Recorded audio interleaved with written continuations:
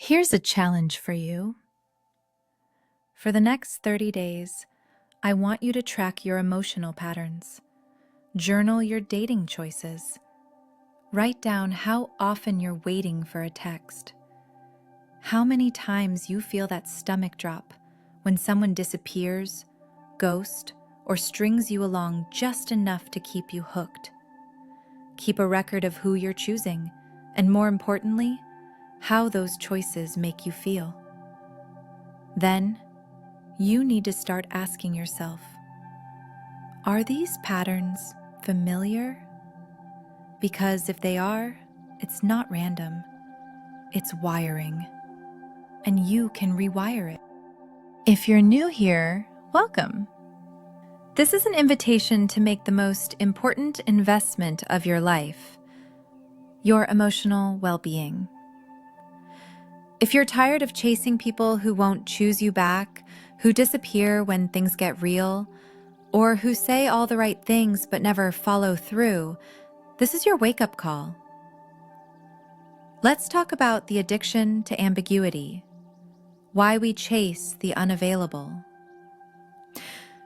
Starting with a painful truth, you're not attracted to them because they're unavailable. You're addicted to the emotional chaos they create. Unavailability is a chemical cocktail. When someone is inconsistent, hot one day, cold the next, it sends your brain into a state of heightened arousal. Dopamine spikes in anticipation of a reward, a text, a compliment, a visit. And when that reward is intermittent, the brain becomes obsessed. This is the same mechanism found in slot machines. It's not the love you crave, it's the hope of love. And hope, when chronically unmet, becomes a drug. Neurologically speaking, the unpredictability of emotionally unavailable partners triggers a dopamine loop. The same system that lights up in addiction lights up in toxic love dynamics. Inconsistent affection keeps you chasing the high of connection, even if the reality is hurting you. The root of emotional unavailability isn't in your latest Tinder match. It's in your attachment system formed during childhood. If you grew up with caregivers who were emotionally unpredictable, you likely developed anxious attachment. Your nervous system equates love with anxiety. If you learned to self-soothe because emotional closeness was uncomfortable or unavailable, you may have developed avoidant attachment, equating independence with safety. Emotionally unavailable people tend to attract anxious types. One person fears engulfment, the other fears abandonment. Both are deeply lonely, but they feel normal to each other because they're reenacting the emotional blueprint of childhood. You're not broken. You were just trained to respond to love in a way that isn't love. Let's discuss trauma bonds disguised as passion. Just because the chemistry is intense doesn't mean it's healthy. Often, we confuse emotional turbulence with passion. In a trauma bond, highs feel euphoric and lows feel devastating. The cycle of rejection and validation becomes so extreme that you mistake the adrenaline for desire. But the truth is, real love is boring to the traumatized brain. It feels safe, calm, consistent. And for someone wired for chaos, that can feel suffocating or fake. This is why many people self-sabotage when they meet someone emotionally available. It doesn't trigger the dopamine roller coaster, so it feels dull. The healing process begins when you realize this isn't boredom, it's regulation. The good news? Your brain is plastic. It can be rewired. Even if you've been stuck in a pattern for years, even if every relationship you've ever had feels like a variation of the same heartbreak, you can change. But you must practice emotional sobriety. That means stop chasing what's inconsistent. Stop confusing anxiety for love. Stop trying to prove your worth to someone who won't show up. Instead, build new associations. Your brain learns through repetition. If you begin to associate safety with connection, not chaos, you'll start to feel more drawn to people who respect your nervous system. It may take time. It will feel awkward, but you are not your wiring. You are the architect of your mind. Here are some tools to rewire for secure attachment.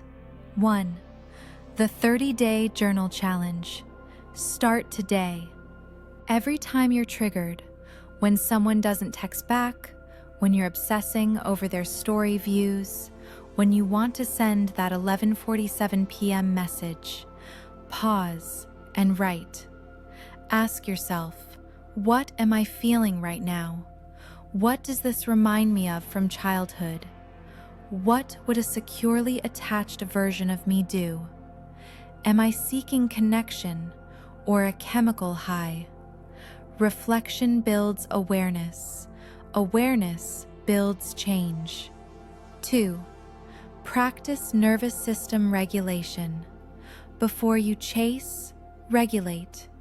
Breathe, walk, journal. Talk to a friend who isn't emotionally entangled in your drama. Your nervous system is looking for danger because it was trained to. Teach it that love isn't a war zone.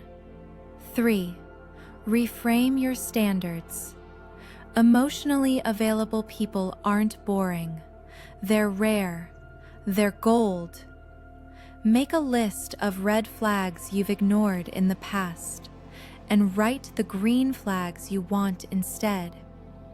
Consistency, clarity, communication, emotional presence, accountability.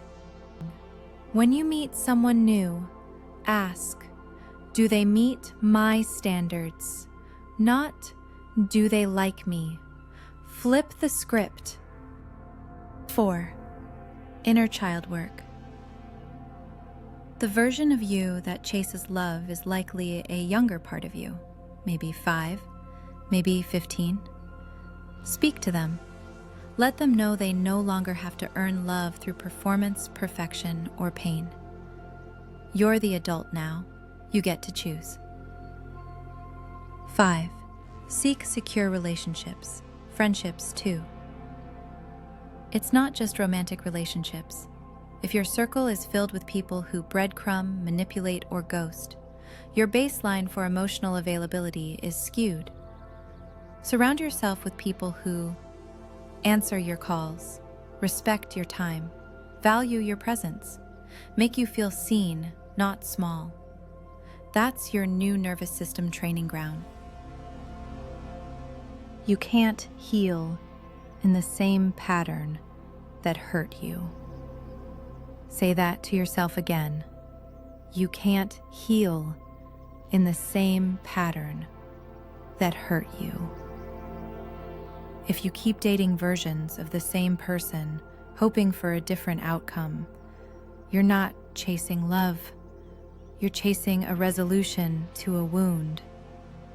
But wounds don't close in chaos. They close in care. Real love is not adrenaline. It's not guessing.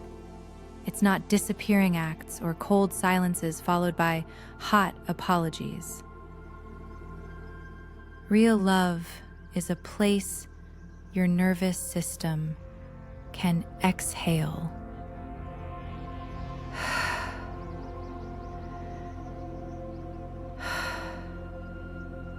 Now, picture yourself a year from now. You've journaled, you've cried, you've stopped texting people who made you feel like you had to prove your worth. You chose to stay with yourself, with people who choose you back. You feel calm, safe, connected. That's not a fantasy. That's neuroscience, discipline, and courage. Start with one day, then another, then 30.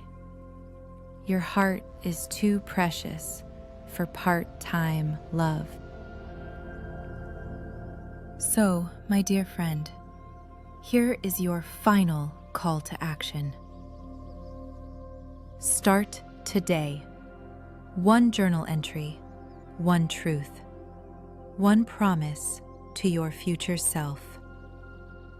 You are worthy of consistent, committed, emotionally available love.